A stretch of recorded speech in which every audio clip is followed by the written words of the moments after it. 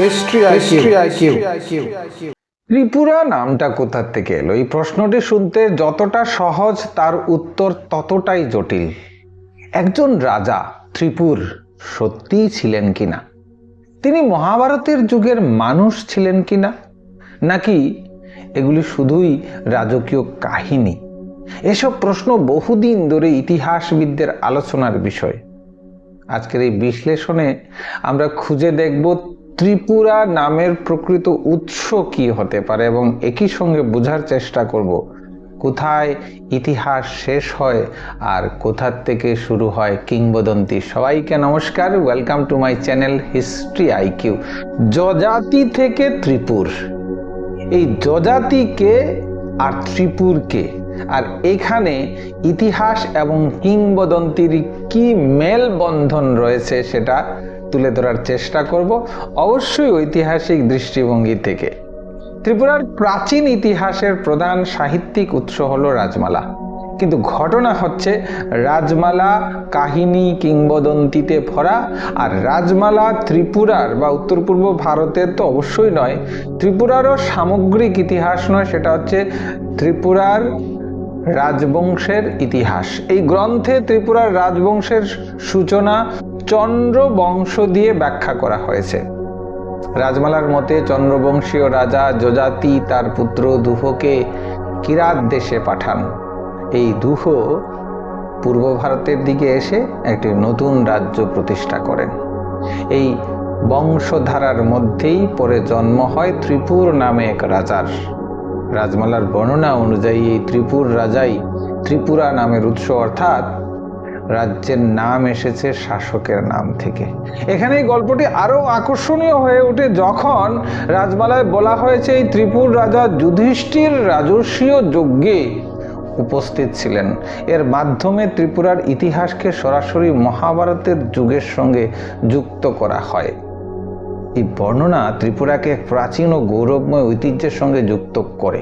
কিন্তু এখানেই শুরু হয় ঐতিহাসিক প্রশ্ন, কেননা ঐতিহাসিক বিশ্লেষণ অত্যন্ত গুরুত্বপূর্ণ। আমরা এই সমস্যার গভীরে গিয়ে আলোচনা করব। রাজমালার এই বর্ণনাগুলি আকর্ষণীয় হলেও ইতিহাসের দৃষ্টিকোণ থেকে এগুলি সত্যতা নিয়ে গুরুতর প্রশ্ন ওঠে। প্রথমত, মহাভারতের ঘটনাগুলির সঠিক ঐতিহাসিক সময়কাল নির্ধারণ করা আজও সম্ভব হয়নি। আজও আমরা বলতে পারিনি কুরুক্ষেত্রের যুদ্ধ কবে হয়েছে, সবটাই ধারণা নির্ভর। আবার ঐতিহাসিক দৃষ্টিভঙ্গি থেকে খ্রিস্টীয় ৫ম শতাব্দী পর্যন্ত মহাভারত লেখা সম্পূর্ণ হয়, যেটা শুরু হয়েছিল খ্রিস্টপূর্ব ৬ষ্ঠ শতকে। তাহলে এখানে খ্রিস্টপূর্ব ৬ষ্ঠ শতকে বা ৫ম শতকে এই ১০০০ বছরের সঙ্গে ত্রিপুরার ঐতিহাসিক সময়ের যথেষ্ট অমিল রয়েছে। মহাভারত একটি ধর্মীয় সাহিত্যিক গ্রন্থ, যেটাকে আমরা মাইথোলজি এবং এপেক্স বলি, যেখানে ঐতিহাসিক ও পৌরাণিক উপাদান মিশে আছে। দ্বিতীয়ত, ত্রিপুর নামে কোনো রাজার অস্তিত্ব সম্পর্কে কোনো স্বাধীন প্রত্নতাত্ত্বিক প্রমাণ পাওয়া যায় না। কোনো শিলালিপি, মুদ্রা বা সমসাময়িক দলিল এই দাবিকে সমর্থন করে না, যদিও খ্রিস্টপূর্ব ৬ষ্ঠ শতকের অনেক ঐতিহাসিক নিদর্শন আমাদের ভারতবর্ষে রয়েছে। তৃতীয়ত, যুধিষ্ঠিরের রাজস্বীয় যজ্ঞে উপস্থিত থাকার দাবি সম্পূর্ণভাবে পৌরাণিক। এই ধরনের দাবি ইতিহাসের প্রমাণ হিসাবে গ্রহণযোগ্য নয়। চতুর্থত, রাজমালার প্রাথমিক অংশগুলি রচিত হয়েছে বহু শতাব্দী পরে। এই ঘটনাগুলি ঘটেছে বলে দাবি করা হয়, কিন্তু এই ঘটনাগুলি কবে ঘটেছে তার কোনো দিক নির্দেশ বা কোনো সময়ের উল্লেখ করা হয়নি। ফলে এখানে মৌখিক কাহিনী ও ধর্মীয় বিশ্বাসের প্রভাব প্রবল। এই সমস্ত কারণে আধুনিক ইতিহাসবিদরা এই অংশগুলোকে সরাসরি ইতিহাস নয় বলে মনে করেন, বরং কিংবদন্তি হিসাবে বিবেচনা করেন, যেখানে ইতিহাসে কিংবদন্তির কোনো জায়গা হয় না। কেন হলো এই ধরনের কাহিনী? তাহলে আমরা রাজনৈতিক প্রেক্ষাপটটা দেখি, এই ধরনের কাহিনী কেন তৈরি হয়েছিল, যা বোঝার জন্য আমাদের মধ্যযুগীয় ভারতীয় ইতিহাসের রাজনীতির দিকে তাকাতে হবে। মধ্যযুগে বহু রাজবংশ নিজেদের বংশ পরিচয়কে মহাভারত বা পুরাণের সঙ্গে যুক্ত করার চেষ্টা করেছিল। এর প্রধান উদ্দেশ্য ছিল নিজেদের শাসনকে বৈধ এবং গৌরবময় হিসাবে প্রতিষ্ঠা করা। যখন কোনো রাজবংশ নিজেদেরকে চন্দ্রবংশ বা সূর্যবংশের উত্তরসূরি বলে দাবি করে, তখন তারা নিজেদের শাসনকে প্রাচীন ও ঐতিহ্যগত বলে প্রমাণ করতে সচেষ্ট হয়। আর এই একটা ইঙ্গিত, অর্থাৎ তারা যখন সংস্কৃত ভাষাকে গ্রহণ করে বিভিন্ন শিলালিপি, স্তম্ভলিপি, এমনকি সরকারি বিভিন্ন ভাষায় সংস্কৃতকে ব্যবহার করার চেষ্টা করে, বিভিন্ন মুদ্রা প্রচারে সংস্কৃত ভাষার ব্যবহার করে, অর্থাৎ দেবনাগরী লিপির ব্যবহার করে নিজেদেরকে বৈধ এবং গৌরবময় আর্য সভ্যতার অংশ হিসাবে প্রতিষ্ঠিত করতে সচেষ্ট হয়। ত্রিপুরার মাণিক্য রাজবংশ এই একই কৌশল গ্রহণ করে এবং পরবর্তী সময়ে জনপ্রিয় ভাষা হিসাবে বাংলাকে তাদের রাজভাষা করে তোলার চেষ্টা করে এবং রাজ্য গঠন প্রক্রিয়াকে গতি প্রদান করে। তারা নিজেদেরকে চন্দ্রবংশ বলে দাবি করে এবং সেই দাবি প্রতিষ্ঠার জন্য রাজমালায় এই ধরনের কাহিনী যুক্ত করা হয়। অর্থাৎ এই কাহিনীগুলি শুধুমাত্র ইতিহাস নয়, বরং রাজনৈতিক প্রচারের একটা অংশ। বর্তমান সময়েও আমরা রাজনৈতিক প্রচারে যে অপপ্রচার বা কুপ্রচার, সুপ্রচার, যাই হোক, বাড়তি প্রচার, সব ধরনের প্রচার আমরা দেখে পাই। এই প্রচারে মিলে একটা অপপ্রচার, সুপ্রচার, কুপ্রচার এগুলি তৈরি হয়।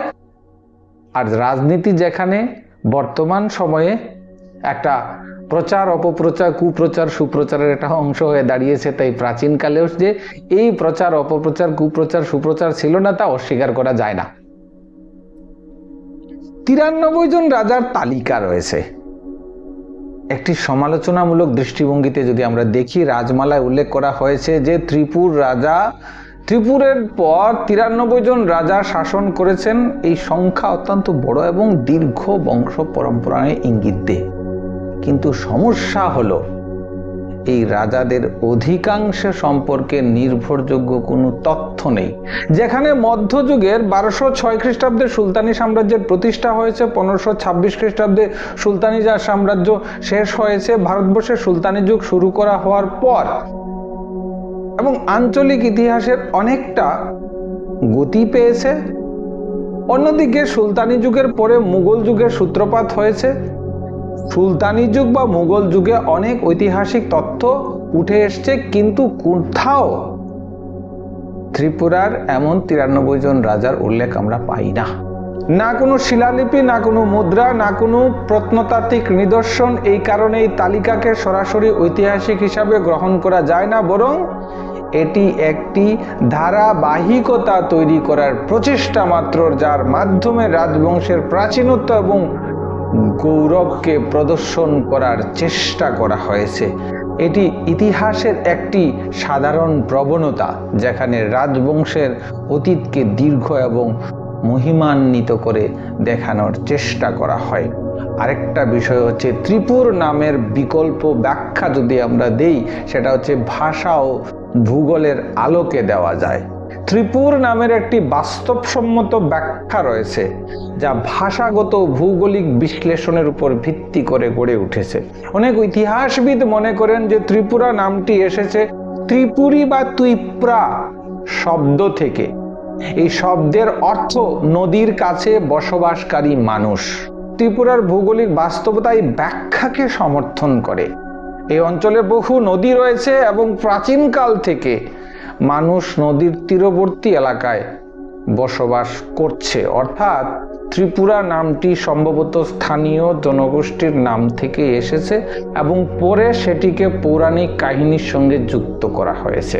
তারপরে আসছি কিরাত ও তিব্বত বর্মী সংযোগ। একটি বাস্তব চিত্র, রাজমালায় কিরাতদের শব্দটি ব্যবহার করা হয়েছে। প্রাচীন ভারতীয় গ্রন্থে কিরাতদের উল্লেখ পাওয়া যায়, যারা ছিল পাহাড়ি অঞ্চলের বাসিন্দা।